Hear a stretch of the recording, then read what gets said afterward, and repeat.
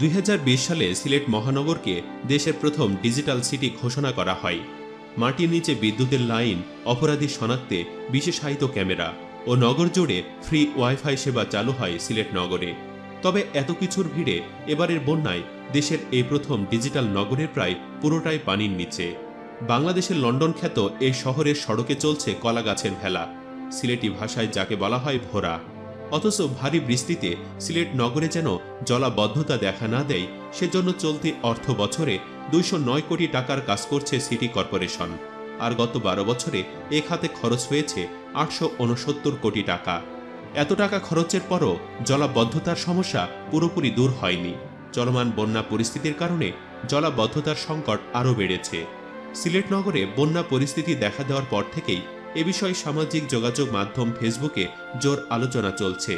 ফেসবুকে অনেকে লিখেছেন, জলাবদ্ধতা নিরসনে সিটি কর্তৃপক্ষ গত এক যুগে প্রকল্পের পর প্রকল্প গ্রহণ করেছে, অথচ নগরবাসী এর কাঙ্ক্ষিত সুফল পায়নি। এত টাকা খরচে তাহলে নগরবাসীর কি লাভ হলো, এ নিয়েও অনেকে প্রশ্ন তুলেছেন।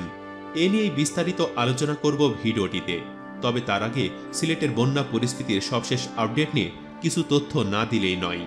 সর্বশেষ সীমান্তের ওপার থেকে বরাক নদী জকিগঞ্জের অমলসিধে দুই ভাগ হয়ে সুরমা ও কুশিয়ারা নদীর নাম নিয়ে বাংলাদেশে প্রবেশ করেছে। এই তিন নদীর মোহনায় একটি বাঁধ ভেঙে সিলেটের সীমান্তবর্তী উপজেলার 4 ইউনিয়নে নতুন এলাকা প্লাবিত করেছে। এর আগে গত 11 মে থেকে সিলেটে বন্যা পরিস্থিতি সৃষ্টি হয়। এর কয়েকদিন আগে থেকে নদ নদীর পানি বাড়তে শুরু করে। বন্যায় তলিয়ে যায় সিলেটের 13 উপজেলার মধ্যে 10 উপজেলার বেশিরভাগ এলাকা। সিলেট নগরীর সুরমা তীরবর্তী এলাকাগুলোতে বিপর্যয় নেমে আসে। বন্যা কবলিত এলাকায় খাবার পানির তীব্র সংকট দেখা দিয়েছে। বাসাবাড়ির পানির পাম্প ও রিজার্ভ ট্যাঙ্ক পানিতে তলিয়ে যাওয়ায় খাবার পানির জন্য হাহাকার শুরু হয়েছে। শহরের বাহিরে উপজেলাগুলোতে মানুষের খাবার ও পানির সমস্যার সঙ্গে গোখাদ্যের তীব্র সংকট দেখা দিয়েছে। বন্যার কারণে বিপর্যস্ত বিদ্যুৎ ব্যবস্থা এখনও স্বাভাবিক হয়নি। বিভিন্ন এলাকায় বিদ্যুৎ সরবরাহের চেষ্টা করা হলেও নানা প্রতিবন্ধকতার কারণে সরবরাহ স্বাভাবিক রাখা যাচ্ছে না। বিদ্যুৎ বিভাগের কর্মকর্তারা জানিয়েছেন, বিভিন্ন স্থানে বৈদ্যুতিক মিটার ও লাইন বন্যার পানিতে তলিয়ে গেছে। অনেক স্থানে ঝড়ে গাছ পড়ে বিদ্যুতের খুঁটি ভেঙে পড়েছে, কোথাও সঞ্চালন লাইন ছিঁড়ে পড়েছে। তাই বিদ্যুৎ ব্যবস্থা স্বাভাবিক করতে মারাত্মক বেগ পেতে হচ্ছে। বিদ্যুৎ সরবরাহ স্বাভাবিক করতে আরও কয়েকদিন সময় লাগবে বলে জানিয়েছেন সংশ্লিষ্ট কর্মকর্তারা। বিভিন্ন উপজেলা ও নিম্নাঞ্চলে ভয়াবহ বন্যার কারণে তলিয়ে গেছে কয়েক হাজার হেক্টর জমির ফসল। ফলে কৃষকের ঘরে দেখা দিয়েছে খাদ্যের অভাব। বাড়িঘর প্লাবিত হওয়াতে গোখাদ্য সংকট দেখা দিয়েছে। বন্যায় আক্রান্তদের মধ্যে দেখা দিয়েছে নানা ধরনের রোগবালাই। বিভিন্ন উপজেলার সাথে জেলা সদরের যোগাযোগ ব্যবস্থা বিচ্ছিন্ন রয়েছে, চিকিৎসা সেবা নিতে পারছেন না বন্যা আক্রান্তরা। বন্যা দুর্গতদের জন্য সরকারের তরফ থেকে যেসব বরাদ্দ দেওয়া হয়েছে তা খুবই অপ্রতুল। বন্যা আক্রান্তদের মধ্যে ত্রাণের জন্য হাহাকার তৈরি হয়েছে। পানিবন্দী মানুষগুলো চোখে অন্ধকার দেখছেন। সিলেটের কোম্পানিগঞ্জ উপজেলার পূর্ব রংপুর বস্তির বাসিন্দা রাশিদা বেগমের ঘর বন্যার পানিতে তলিয়ে গেছে। 4 সন্তান নিয়ে আশ্রয় নিয়েছেন ভাসুরের ঘরে, কিন্তু চারদিকে পানি ঘেরা কাঁচা ঘর কখন ভেঙে যায় এ শঙ্কায় তার ঘুম নেই। রয়েছে সাপের উপদ্রব। রাশিদা বলেন, ভয়ে রাতে ঘুমাতে পারি না, ঘরে সাপ চলে আসে, ঘরে খাবারও নেই, 4 সন্তান নিয়ে বিপদে পড়ে গেছি। কোম্পানিগঞ্জের কাঁঠালবাড়ি সরকারি আশ্রয়ন প্রকল্পের ঘর বন্যার পানিতে তলিয়ে যাওয়ায় থানাবাজার আশ্রয় কেন্দ্রে এসেছেন বৃদ্ধা রুমিনা আক্তার। হঠাৎ আসা ঢলে সব তলিয়ে যাওয়ায় অনেকটা শূন্য হাতে আশ্রয় কেন্দ্রে গেলেও সেখানেও স্বস্তিতে নেই তিনি। 1 প্যাকেট চিড়া ও গুড় সাহায্য পেয়েছেন বলে জানালেন। বন্যায় সব কেড়ে নিয়েছে, এখন আশ্রয় কেন্দ্রে এসেও পেটের খিদা মিটছে না। সরকারি ত্রাণ সহায়তা অত পাচ্ছে না, গরিবের কোনো উপায় নেই। এখন সামনের দিনগুলোতে কিভাবে খেয়ে বাঁচব তা নিয়ে দুশ্চিন্তা হচ্ছে। হঠাৎ আসা পাহাড়ি ঢলে সীমান্তবর্তী উপজেলাগুলো বেশি বন্যা কবলিত হয়েছে। সীমান্ত উপজেলা কোম্পানিগঞ্জ, গোয়াইনঘাট, জন্তাপুর, জকিগঞ্জ, কানাইঘাটের বাসিন্দারা দুর্বিষহ দিন পার করছেন। সড়কে বন্যার পানি থাকায় মানুষের যাতায়াত বন্ধ রয়েছে স্কুলগুলো। কানাইঘাটের লক্ষ্মীপ্রাসাদ ইউনিয়নের আব্দুল করিম বলেন, মহামারীর কারণে প্রায় 2 বছর স্কুল বন্ধ ছিল। এখন হঠাৎ বন্যার কারণে বিদ্যালয় বন্ধ। বন্যা কবলিত মানুষের বড় সংকট খাবার পানি। টিউবওয়েল ডুবে যাওয়ায় বিশুদ্ধ পানি পাওয়ার উপায় নেই। জন্তাপুর উপজেলার ঘাটের ছোটি গ্রামের আবুল হোসেন বলেন, টিউবওয়েল ও পানির নিচে, বিদ্যুৎ নাই, খাবার পানিও নেই। বিশুদ্ধকরণ ট্যাবলেট দিয়ে হাওড়ের পানি খাচ্ছি, জীবন তো বাঁচাতে হবে। উপজেলাগুলোর মতো সিলেট মহানগরেও খারাপ দিকে মোড় নিয়েছে বন্যা। বিদ্যুৎ না থাকায় পানির সংকটে পড়েছে নগরবাসী। নিচু এলাকায় ঘরের ভেতর হাঁটু পানির কারণে রান্না করতে পারছেন না। নগরীতে বন্যার পানি দুর্গন্ধ ছড়ানোয় ভোগান্তিকর কথা জানিয়েছেন উপশহর এলাকার রহমান মিয়া। তিনি বলেন, ঘরে কোথাও হাঁটু পানি, কোথাও কোমর পানি। এর উপর বিদ্যুৎ নেই 3 দিন ধরে।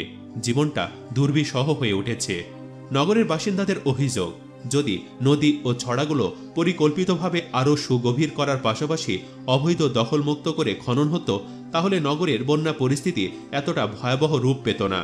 নগর দিয়ে প্রবাহিত ছড়া ও খালগুলো যথাযথ খননের অভাবে পানির ধারণ ক্ষমতা হারিয়েছে। এতে বন্যা পরিস্থিতি জটিল হয়েছে। সিটি কর্তৃপক্ষ জানিয়েছে, নগরের ভেতর দিয়ে 11টি প্রাকৃতিক খাল প্রবাহিত হচ্ছে। এসব ছড়ার শাখাগুলো গিয়ে মিশেছে সুরমা নদীতে। ফলে বৃষ্টির পানি এসব ছড়া দিয়ে মূলত নদীতে গড়ায়। আবার ছড়াগুলোর 16টি শাখা খালও আছে। সব মিলিয়ে ছড়া ও খালের দৈর্ঘ্য 110 কিলোমিটার। নগরে নালা নর্দমা আছে 970 কিলোমিটার। এর মধ্যে পাকা ড্রেন আছে 650 কিলোমিটার অংশে। সিটি কর্পোরেশনের প্রকৌশল শাখা জানিয়েছে, বদরুদ্দিন আহমেদ কামরান মেয়র থাকাকালে 2009 সালে 11 কোটি টাকা ব্যয়ে কয়েকটি ছড়া খনন করা হয় এবং 5 কিলোমিটার এলাকায় রিটেনিং ওয়াল নির্মাণ করা হয়। পরে আরিফুল হক চৌধুরী মেয়র থাকাকালে 2016 সাল থেকে 2019 সাল পর্যন্ত 236 কোটি টাকার একটি প্রকল্প বাস্তবায়িত হয়। এর অধীনে ছড়া দখলমুক্ত করে খনন করা হয়। পাশাপাশি 39.96 কিলোমিটার রিটেনিং ওয়াল, ইউটাইপ ড্রেন ও ওয়াকওয়ে নির্মাণ করা হয়। এর বাহিরে দুটি ছড়ার কিছু অংশে 11 কোটি টাকা ব্যয়ে করা হয়েছে বক্স কালভার্ট। চলতি বছর 9 কোটি টাকা ব্যয়ে সাগরদিঘির পাড় এলাকার ছড়া খনন ও সংস্কার কাজ চলছে। একই সূত্র বলছে, ছড়া খনন ও সংস্কারের পাশাপাশি জলাবদ্ধতা নিরসনের জন্য নগরের নালা নর্দমা প্রশস্ত করা ও নির্মাণের কাজও সিটি কর্তৃপক্ষ করছে। 12 বছরে এ খাতে কাজ হয়েছে প্রায় 600 কোটি টাকার। চলতি বছরে নগরের বিভিন্ন ওয়ার্ডে আরও প্রায় 200 কোটি টাকার কাজ চলমান আছে। পরিবেশকর্মী, নগর পরিকল্পনাবিদ ও প্রকৌশলীদের মতে, জলাবদ্ধতা নিরসনে সিটি কর্পোরেশন একের পর এক প্রকল্প গ্রহণ করছে ঠিকই, তবে পরিকল্পিতভাবে ওই টাকা খরচ হয়নি। কোথাও কোথাও ছড়ার উপরিভাগ ঢেকে বক্স কালভার্ট নির্মাণ করে পর্যাপ্ত পানি প্রবাহের গতিও রুদ্ধ করে ফেলা হয়েছে। জল দূর করার টাকা যেন জলেই গেছে। ফলে অনেক এলাকায় জলাবদ্ধতার দুর্ভোগ কমেনি। এখন চলমান বন্যা পরিস্থিতিতে সুরমা নদী পানিতে কানায় কানায় পরিপূর্ণ থাকায় নগর দিয়ে প্রবাহিত ছড়া ও খালের পানিও নামতে পারছে না। নগরে বন্যা পরিস্থিতি সৃষ্টি হওয়ার পর থেকেই ফেসবুকে অনেককে ক্ষোভ প্রকাশ করে স্ট্যাটাস দিতে দেখা গেছে। সংগঠক দেবজ্যোতি দেবু লিখেছেন, অপরিকল্পিত নগরায়ন ও উন্নয়নের ফলে শহরের ড্রেনেজ সিস্টেম জঘন্যতম খারাপ। অল্প বৃষ্টিতেই হাঁটু পানি হয়ে যায়। সংবাদকর্মীরা এসব বারবার তুলে ধরার পরও মেয়র সাহেব নাকে তেল দিয়ে ঘুমান। পরিস্থিতির উন্নতি হয় না। নগরবাসীও যেন এসবে অভ্যস্ত হয়ে গেছে। দ্রুত কিছু কার্যকরী পদক্ষেপ না নিলে সামনের দিনগুলোতে ভয়ঙ্কর কিছু অপেক্ষা করছে। সুপ্রিয় দর্শক, বন্যার আগে এত অনিয়ম, দুর্নীতির পর এবার বন্যার মধ্যেও বন্যার্তদের ত্রাণ নিয়েও অনিয়মের অভিযোগ উঠেছে। এখানে উঠেছে স্বজনপ্রীতির অভিযোগ। ভাবতে পারেন এদেশের জনপ্রতিনিধিরা কতটা নিচে নামতে পারে।